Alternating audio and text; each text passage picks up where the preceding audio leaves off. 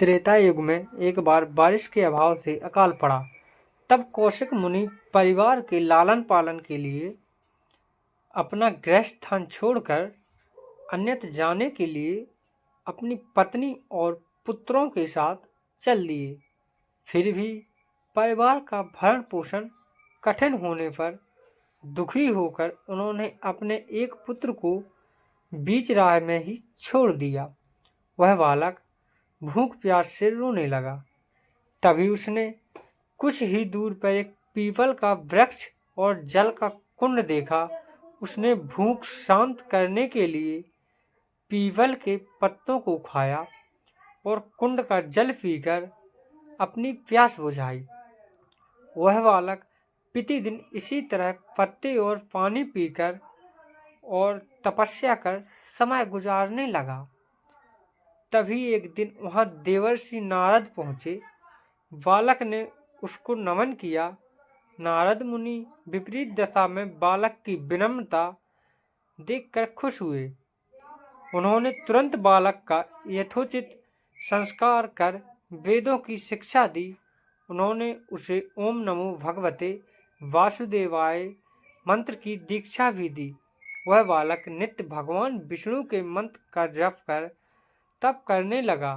नारद मुनि उस बालक के साथ ही रहे।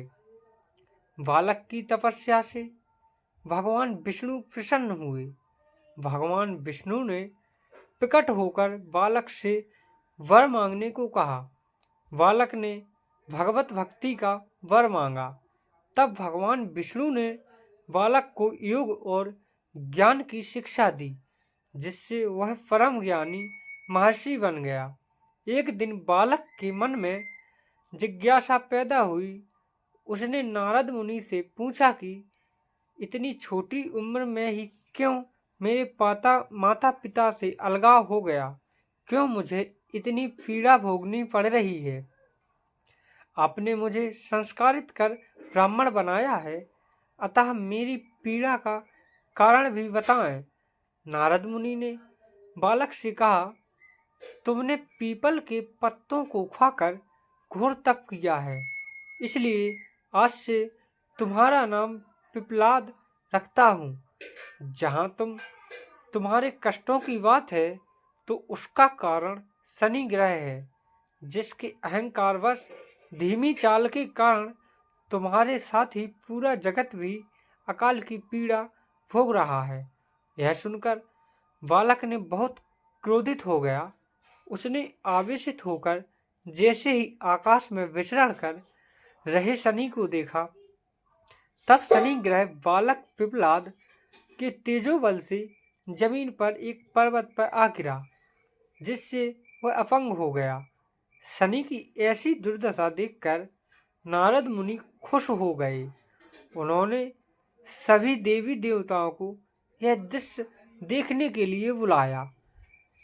तब वहां पर ब्रह्मदेव सहित अन्य देवों ने आकर बालक पिपलाद के आवेश को शांत कर कहा कि नारद मुनि द्वारा रखा गया तुम्हारा नाम श्रेष्ठ है और आज से तुम पूरे जगत में इसी नाम से प्रसिद्ध होगे।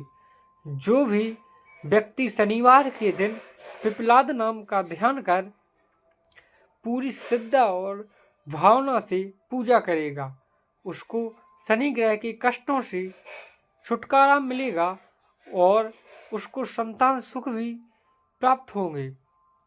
ब्रह्मदेव ने साथ ही पिपलाद मुनि को शनि ग्रह की शांति के लिए उनकी पूजा और व्रत का विधान बताकर कहा कि तुम धाराशायी हुए शनि को अपने स्थान पर प्रतिष्ठित कर दो, क्योंकि वह निर्दोष है। पिपलाद मुनि ने भी ब्रह्मदेव के आदेश का पालन किया और उनसे शनिश्चर व्रत विधि जानकर जगत को शनि ग्रह की शांति का मार्ग बताया।